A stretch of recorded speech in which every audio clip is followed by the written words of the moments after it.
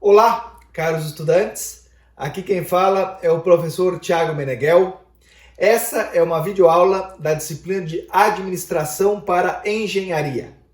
O nosso objetivo, dentro de poucas videoaulas, é tratar sobre visão sistêmica.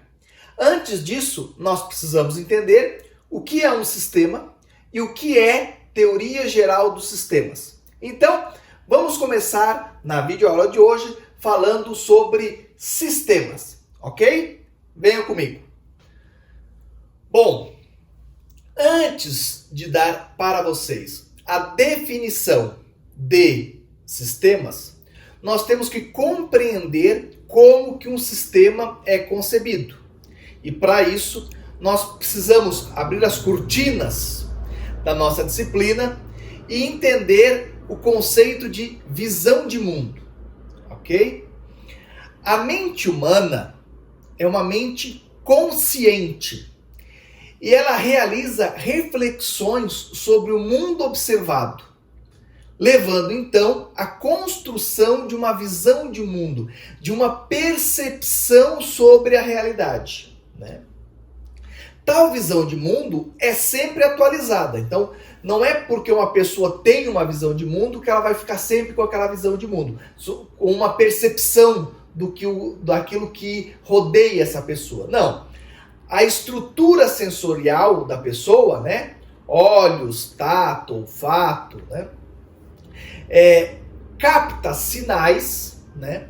E a mente, então, vai fazendo novas reflexões, né, sobre esses novos dados e vai aí corrigindo ou fortalecendo, né, a visão de mundo que a pessoa tem e vai assim atualizando, correto?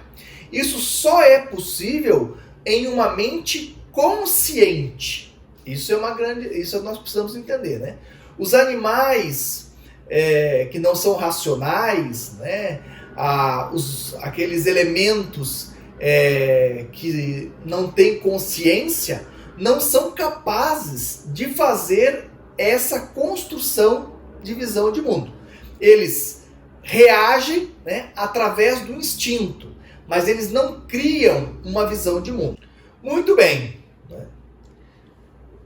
Esse panorama, né, que nós temos a capacidade de criar, né, que também panorama e visão de mundo são um pouco diferentes, mas aqui nós vamos tratar como sinônimos, né? Ele parte da observação do mundo, né? Mas é um mundo onde a pessoa está inserida, né? E que permite, né, ao ser humano compreender aquilo que está acontecendo à sua volta, ok? O panorama de mundo que o ser humano pode ter, ele é diferente do mundo real, dada a altíssima complexidade deste e a indispensável ingerência de fatores subjetivos à percepção. Então vamos parar um pouquinho aqui para entender essa afirmação do professor Bosco, né? Veja bem, ele diz assim: o panorama de mundo é diferente do mundo real, dada a altíssima complexidade deste. Preste atenção que o mundo que está à nossa volta, né, pode ser o mesmo para uma pessoa que está sem óculos, para uma pessoa de óculos e de uma pessoa, por exemplo, que tem um microscópio, né? Imaginando que essa primeira pessoa sem óculos ela tem alguma deficiência de visão, né? A percepção, o panorama do mundo dessas três pessoas, inclusive pode ser a mesma, né? Pode ser a mesma pessoa que vai trocando aí, né? Tá primeiro sem óculos, depois com microscópio, né? Então, a percepção, esse panorama do mundo vai mudando, né? Por quê? Porque antes a pessoa conseguia mal enxergar, depois ela consegue enxergar, vamos chamar assim, normalmente, depois ela consegue ver que tem bactérias numa determinada superfície, né? Então, a percepção que ela vai tendo e esse panorama de mundo, essa visão de mundo que ela vai tendo, vai sendo construída com base nos dados que ela vai recebendo do mundo e que ela capta através do seu sistema sensorial, ok? Mas, preste atenção, né, que nem todas as pessoas têm condições de operar um microscópio, nem todas as pessoas, mesmo vendo aquilo que está no microscópio, conseguem identificar o que é aquilo, né? Percebam que algumas décadas atrás não existia microscópios como existem hoje.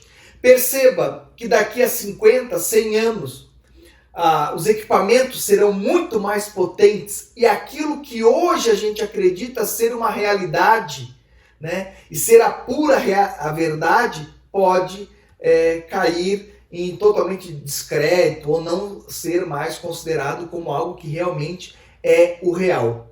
Por que isso acontece? Porque o mundo tem uma altíssima complexidade. E nós interpretamos o mundo a partir dos dados que nós recebemos e dos artefatos que nós utilizamos para ampliar, vamos chamar assim, os nossos sentidos, né? Uma outra coisa que ele coloca aqui é que é indispensável, né, levar em consideração os fatores subjetivos da percepção, né? Então, muitas vezes, nós somos enganados pela nossa percepção, né? Muitas vezes nós acreditamos que tem um cheiro de algo, ou que aquela informação é verdadeira, ou que aquilo que nós estamos vendo não é uma miragem, ou enfim, ou várias questões, né?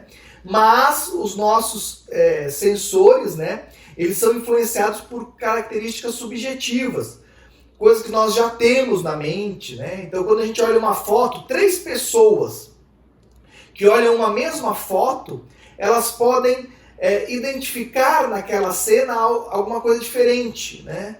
Uma pode achar que a cena é uma cena de uma festa, de uma alegria, outra acha que é um encontro de família, outra acha que é um encontro de família num velório, que é uma cena triste, né?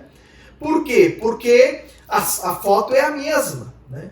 Mas há uma característica subjetiva do ser humano que interpreta aquele dado, né? Então, isso também distancia o que é real, né, do que é aquilo que a nossa mente consegue fazer de visão de mundo.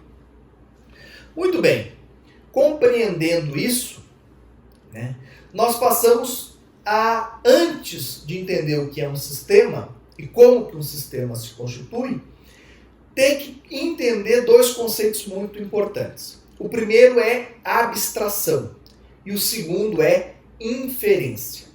O que é abstração? A abstração é o ato de separar mentalmente um ou mais elementos de uma totalidade complexa. Então, né, quando nós olhamos, por exemplo, para o mundo, para uma paisagem, né, se você vai na janela da sua casa, a janela da sua casa fica no 3º, no 4º andar, você tem uma visão de uma cidade, né, você não identifica aquela imagem, né, como uma coisa única. Claro, você pode chamar aquela imagem de cidade, né? Mas você consegue, através da abstração, separar mentalmente elementos dessa totalidade. Então você consegue dizer, não, isso tudo é cidade, mas aquilo é um prédio, aquilo é uma casa, aquilo é um carro, aquilo é uma pessoa. Você vai diferenciando e individualizando algumas coisas, né? Os bebês não têm essa capacidade, né? Então, quando o bebê nasce, ele acha que, vamos chamar assim, tudo é uma coisa só, né?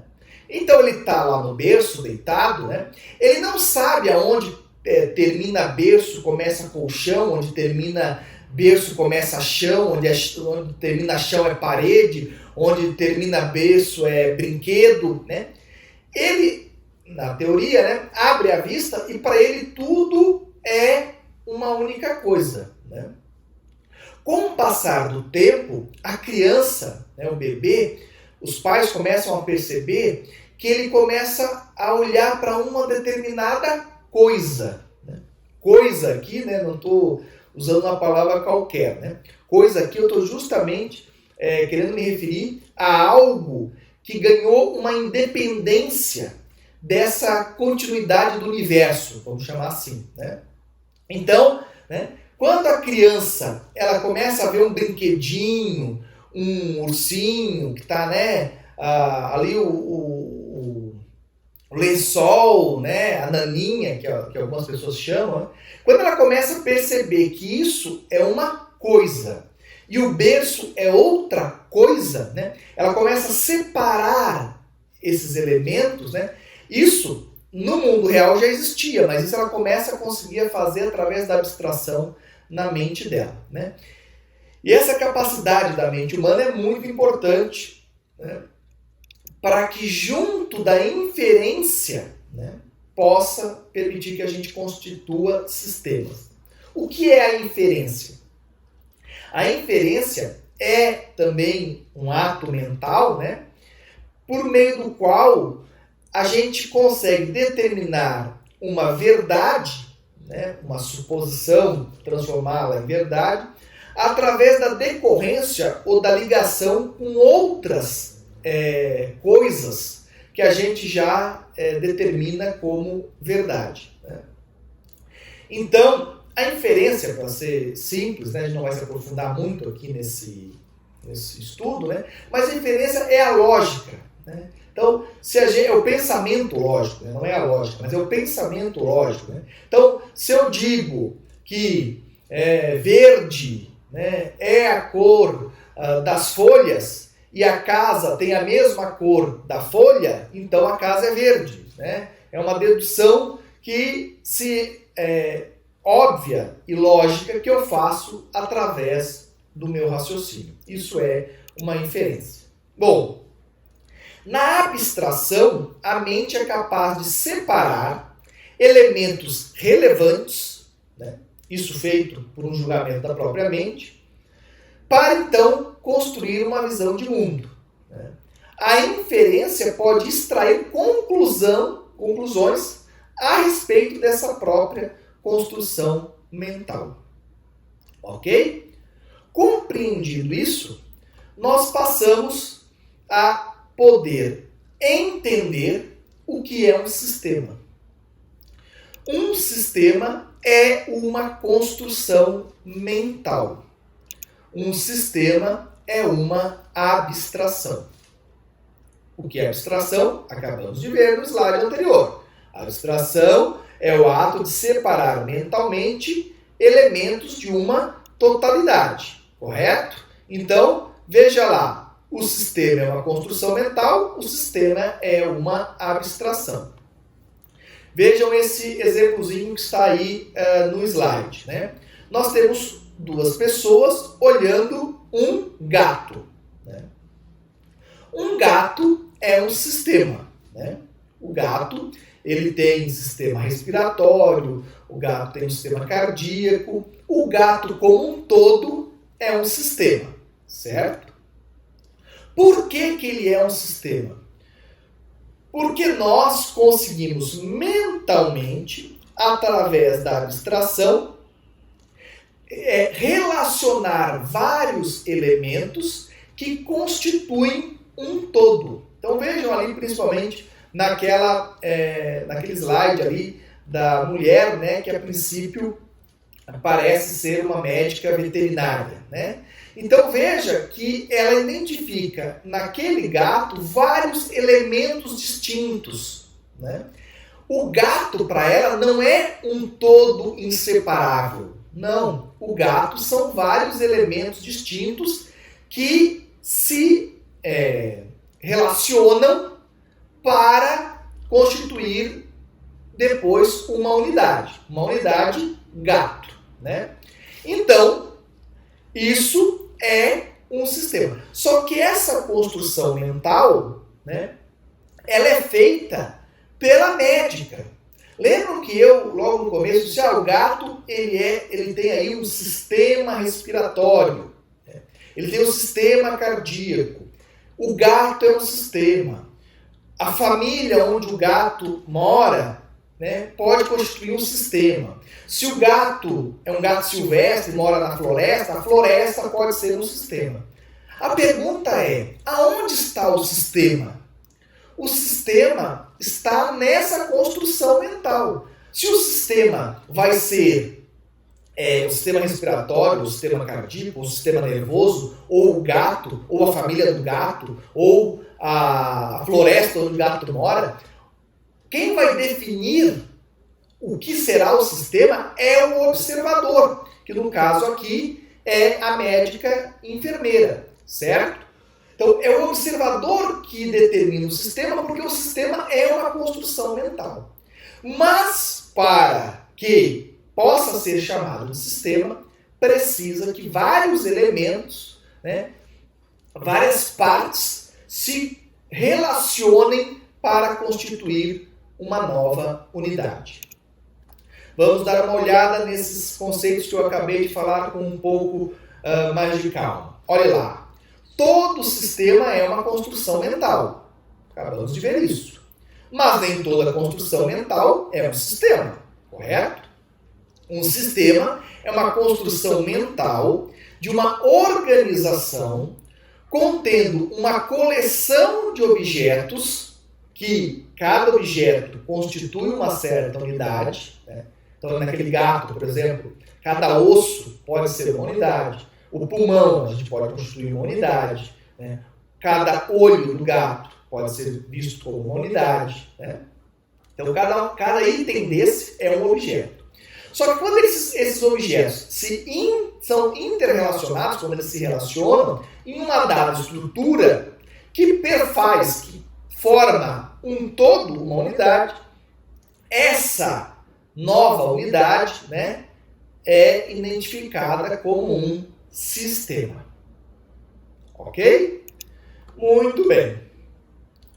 Visto isso, nós podemos entender, né, que um conjunto de aspectos, né, resultantes do processo de observação levam o observador a uma reflexão.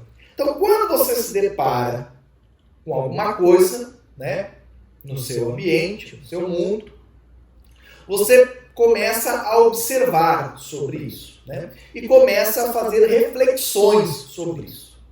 Se através dessas reflexões, por via da abstração, por via de eliminar coisas supérfluas e concentrar em elementos importantes, né, o observador conseguir isolar alguns objetos que entre si, né, estabelecem relações capazes de formar uma unidade funcional, né, aquele observador acaba de constituir mentalmente um sistema. Ok? Muito bem. Espero que vocês tenham entendido aí o conceito de sistemas, né?